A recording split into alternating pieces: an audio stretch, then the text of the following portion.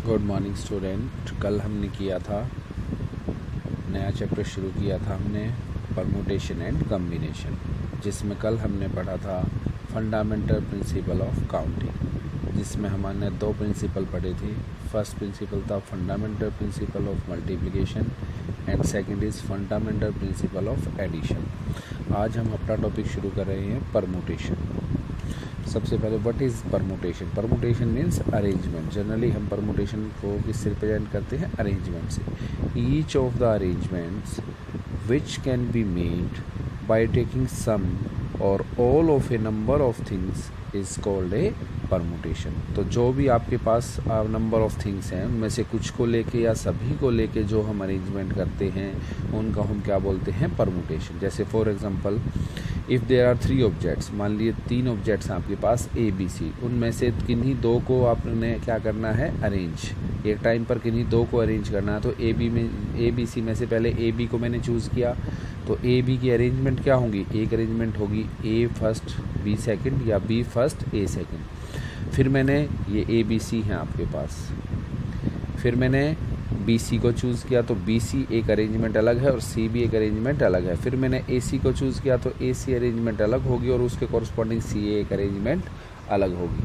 तो total number of permutation of 3 different things taken 2 at a time is 6। तो हमारे पास कितनी आई? 3 में से अगर हमने 2 की अरेंजमेंट करनी है तो कितने वे से हो सकती है अरेंज? 6 वेज से। तो यहाँ पर आपको नोट करना चाहिए permutation, it should be noted that in permutation the order of arrangement का जो order है is taken into account। order means पहले A आया या B बाद में आया या पहले B पहले आया या A बाद में आया। तो ये आपको हमेशा ध्यान में रखना है। when the order is changed a different permutation is obtained। जब भी order change होगा तो हमारे पास एक अलग परमुटेशन आएगी। जैसे अब कुछ एग्जांपल से इसको समझते हैं। Write down all the permutation of the set of 3 letter A B C. अब 3 ही लेटर हैं और तीनों को ही लेके हमने क्या करनी है? अरेंजमेंट। तो first arrangement is A B C, second arrangement is A C B, third arrangement is, अब फर्स्ट लेटर बी सेलेक्ट कर लीजिए, B C A. Next arrangement is B A C. अब सी को फर्स्ट पोजीशन पर ले लीजिए, C B A, and last is C A B. तो there are 6 permutations. तो हमारे पास अगर 3 आपके पास हैं वर्ड्स और उन तीनों को लेके आपने अरेंजमेंट करनी है तो टोटल अरेंजमेंट कितनी आई आपके पास? 6। और एक और एग्जांपल देख लीजिए। Write down all the permutation of the vowels A E I O U in English alphabet taking 3 at a time and starting with A। आपको इन 5 में से किन्हीं 3 की अरेंजमेंट करनी है और अरेंजमेंट में भी किस चीज़ का ध्यान रखना है कि वो किससे स्टार्ट होने चाहिए? आपके ए से स्टार्ट होने चाहिए। तो हमने क्या किया? पहले 3 ए ई आई को हमने क्या कर लिया? सेलेक्ट। अब उनको अरेंज कैसे करेंगे? A E I and next one is A I E. फिर हमने ए ई ओ को सेलेक्ट कर लिया तो अरेंजमेंट होंगी ए ई ओ एंड ए ओ ई। फिर हमने ए ई यू को सेलेक्ट कर लिया तो A E U and A U E. फिर हमने ए आई ओ को सेलेक्ट कर लिया तो ए आई ओ आई। फिर हमने ए आई यू को सेलेक्ट कर लिया, ए आई यू एंड ए यू आई, क्योंकि हमने सारे ए से ही स्टार्ट करने हैं। फिर हमने किया ए ओ यू एंड ए यू ओ। तो टोटल नंबर ऑफ परमुटेशन हमारे पास कितनी आई हैं? 12। तो 5 में से 3 की हमने अरेंजमेंट करनी थी, लेकिन वो अरेंजमेंट किससे स्टार्ट होनी चाहिए थी? ए से। तो टोटल नंबर ऑफ परमुटेशन या अरेंजमेंट कितनी आई हमारे पास? 12। अब यहाँ पर एक नोटेशन, अब इसको नोटेशन कैसे रिप्रेजेंट करते हैं परमुटेशन को, वो चीज़ आपने यहाँ पर देखनी है कि कैसे हम परमुटेशन को रिप्रेजेंट करेंगे। If n and r are positive integers such that r is greater than equal to 1 and less than equal to n, then the number of all permutation of n distinct things taken r at a time is denoted by the symbol p nr or npr। तो p का मतलब p यहाँ पर किसको represent कर रहा है? Permutation को। n किसको रिप्रेजेंट कर रहा है? टोटल नंबर ऑफ थिंग्स को। और r किसको रिप्रेजेंट कर रहा है? जितनी थिंग्स को आपने अरेंज करना है। तो और r की वैल्यू आपको ध्यान रखनी है, r is always greater than equal to 1 and less than equal to n। तो r की वैल्यू 1 या 1 से बड़ी होगी या n या n से क्या होगी, छोटी, क्योंकि जब आपके पास r का मतलब जो चीज़ आपको अरेंज करनी है, अगर r की वैल्यू 0 हो जाए तो अरेंज किसको करेंगे हम, किसी जब कोई चीज़ है ही नहीं हमारे पास तो हम उसको अरेंज नहीं कर सकते। या हो सकता है जितनी भी चीज़ें आपके पास है n थिंग्स हैं तो n को ही हमने क्या करना पड़े, अरेंज। तो इसको सिंबल किससे रिप्रेजेंट करते हैं हम, परमुटेशन को PNR और NPR, जिसमें PNR और NPR किसको रिप्रेजेंट कर रहा है, वो रिप्रेजेंट कर रहा है total number of permutation of n distinct things. यहाँ पर ये जो चीज़ें हैं, जो n नंबर ऑफ थिंग्स हैं, वो सारी क्या है, डिस्टिंक्ट, उनमें कोई भी दो चीज़ एक जैसी नहीं है, वो सारी की सारी क्या है, अलग, टेकिंग और are eight a time.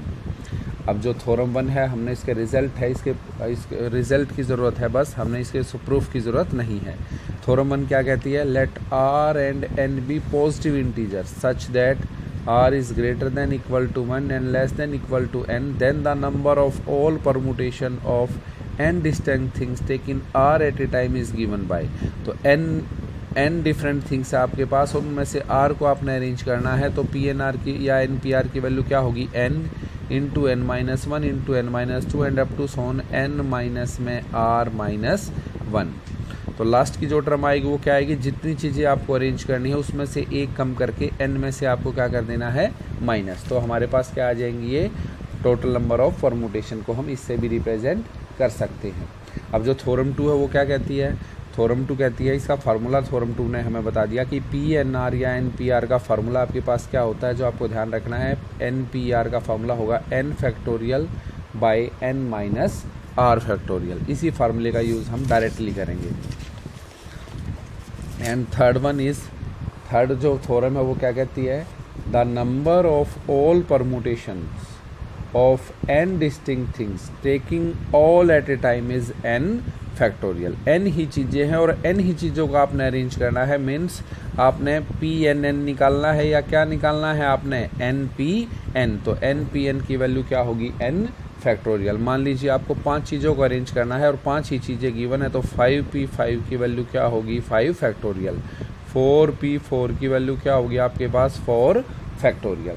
And the last one is, आपको ध्यान रखना है, 0 फैक्टोरियल की वैल्यू क्या होती है, 1। जहाँ पर भी 0 फैक्टोरियल आएगा, तो हमने वहाँ पर किया था डिस्कस, ये जब हमने फैक्टोरियल नोटेशन को सोल्व किया था, तो यहाँ पर हम बताते हैं कि आपसे कहा जाए कि 0 फैक्टोरियल को 1 प्रूव करें। हालांकि ऐसे क्वेश्चन नहीं आते हैं, लेकिन फिर भी आपको ये पता होना चाहिए कि 0 फैक्टोरियल की वैल्यू 1 कैसे आई है। तो हमें पता है PNR या NPR की वैल्यू क्या होती है, n factorial by n minus r factorial. तो n r को किससे रिप्लेस कर दिया, n से, तो PNN की वैल्यू क्या आ गई, n फैक्टोरियल बाय 0 फैक्टोरियल। तो PNN की वैल्यू हमारे पास हमें पता होगा, अभी हमने पढ़ी थी, क्या होती है, n फैक्टोरियल। तो 0 फैक्टोरियल की वैल्यू आ गई n factorial by n factorial which gives 1। तो इस तरह से आप इन क्वेश्चनों को सॉल्व कर सकते हैं। तो एक तो आपको फार्मूला याद रखना है, फार्मूला क्या है NPR का, n factorial by n minus r factorial, और NPN का फार्मूला क्या है, n फैक्टोरियल, और 0 फैक्टोरियल की वैल्यू कितनी लेके चलनी है आपको, 1। अब देखिए कुछ इसके क्वेश्चन, जैसे फॉर एग्जांपल हमने सोल्व करना है 5P3, तो हमें पता है NPR का formula n factorial by n minus r factorial. 5P3 का मतलब है 5 चीज़ों में से 3 की आपने क्या करनी है, अरेंजमेंट। तो अकॉर्डिंग टू फार्मूला कितनी अरेंजमेंट हो जाएंगी total, 5 factorial by 5 minus 3 factorial, that is 5 factorial by 2 factorial. और इसको सोल्व करना हमने फैक्टोरियल नोटेशन में सीखा था। 5 factorial can be written as 5 into 4 into 3 into 2 factorial by 2 factorial. 2 factorial से 2 फैक्टोरियल हमारा क्या हो गया, कैंसल। तो टोटल रिजल्ट कितना आ गया आपके पास, 60। जैसे अब 5P5 देख ली, 5P55 देख लीजिए। P55 का मतलब है 5 ही चीज़ें हैं और 5 की ही आपने क्या करनी है, अरेंजमेंट। देन वैसे तो डायरेक्ट हमारा फार्मूला है हमारे पास, PNN क्या था, n फैक्टोरियल, तो P55 क्या आएगा, 5 फैक्टोरियल। आप फार्मूले में रख के भी देख सकते हैं। P55 का फार्मूला क्या होगा, 5 factorial by 5 minus 5 factorial, that is 5 factorial bye 0 factorial, that is 5 factorial. तो टोटल 5 फैक्टोरियल का आंसर कितना आएगा, 5 into 4 into 3 into 2 into 1, that is 120। Next example देख लीजिए। अब किस तरह के एग्जांपल आएंगे? टाइप, ये तो टाइप फर्स्ट पढ़ी थी हमने, टाइप सेकंड है on finding the value of required unknown when a relation connecting P N R is given. कोई भी रिलेशन आपके पास दी हुई होगी पी एन आर में और उसके कॉरस्पॉन्डिंग कोई वैल्यू आपको निकालने के लिए कहेगा, तो बहुत ईजी है, आपने सिर्फ क्या लगाना है, फॉर्मूला। जैसे इफ़ 2 टाइम्स P53 को आप P53 can also be written as 5P3, वो हम पहले पढ़ चुके हैं। 2 times P53 is equal to PN4, then find N, तो N की वैल्यू आपको फाइंड आउट करनी है। तो दोनों परमुटेशन को हम पर फार्मूला अप्लाई कर देते हैं। We have 2 times P53 is equal to PN4, तो जो अब इसको इधर लिख लिया हमने, PN4 is equal to 2 times P53। PN4 का फॉर्मूला क्या होगा, n factorial by n minus 4 factorial, 2 times 5 factorial by 5 minus 3 factorial. अब जब तक फैक्टोरियल यहाँ पर कैंसिल नहीं हो जाता हम कोई भी वैल्यू फाइंड आउट नहीं कर सकते। ये हमने फैक्टोरियल नोटेशन के क्वेश्चन में भी सीखा था। तो फैक्टोरियल को कैंसिल करने के लिए n फैक्टोरियल को कैसे लिखा, n इंटू n माइनस 1, एक एक कम करते हुए कहाँ तक जाते हैं, 1 तक, n माइनस 2, n माइनस 3, लेकिन यहाँ हम कहाँ तक जाएंगे, n माइनस 4 तक। तो ये n माइनस 4 फैक्टोरियल और बाय में n माइनस 4 फैक्टोरियल, ये आपस में क्या हो गया आपका, कैंसिल। और राइट हैंड साइड में क्या बचा, 2 टाइम्स 5 फैक्टोरियल बाय में 2 फैक्टोरियल। अब नेक्स्ट क्या बचेगा आपके पास, देख लीजिए। अब n माइनस 4 फैक्टोरियल से n माइनस 4 फैक्टोरियल कैंसिल होने के बाद बचा था n into n minus 1 into n minus 2 into n minus 3, और 2 फैक्टोरियल की वैल्यू 2 होती है, तो 2 से 2 क्या हो गया, कैंसिल, क्या बचा, 5 फैक्टोरियल।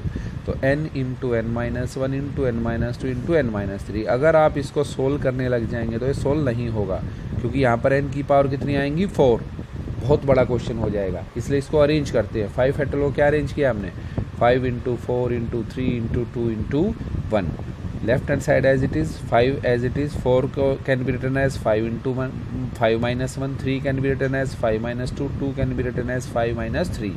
अब अगर हम इनको कंपेयर करें तो हम कह सकते हैं कि n की वैल्यू क्या होगी आपके पास, 5।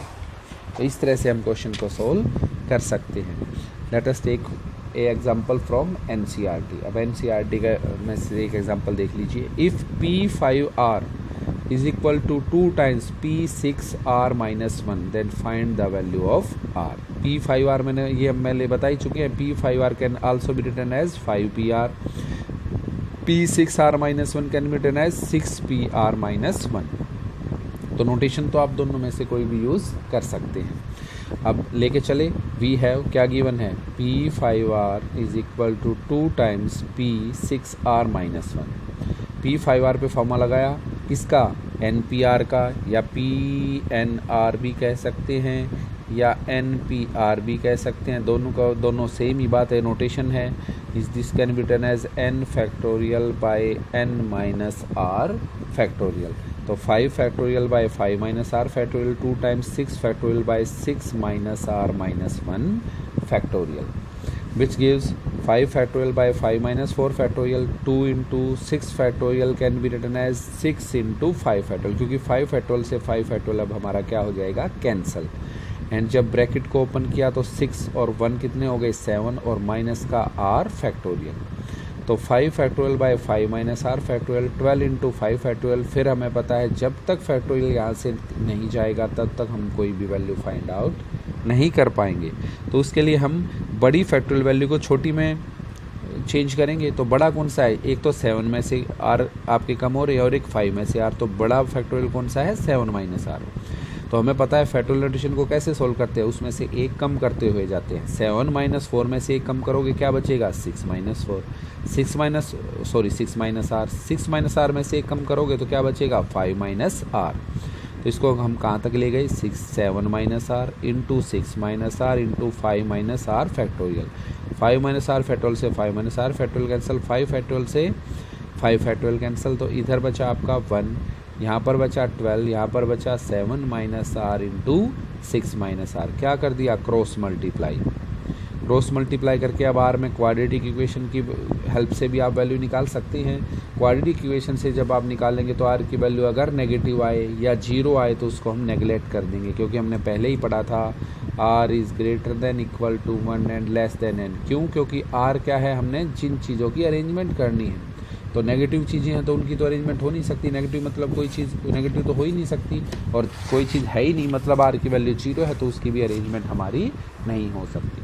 तो आर की उस वैल्यू को रिजेक्ट कर देंगे जो 1 से छोटी होगी, जीरो और नेगेटिव वैल्यू को हम रिजेक्ट कर देंगे। इवन फ्रैक्शन, अगर आर की वैल्यू फ्रैक्शन में भी आती है तो उसको भी हम क्या कर देंगे, रिजेक्ट, क्योंकि फ्रैक्शन की चीज़ों को भी हम अरेंज नहीं कर सकते।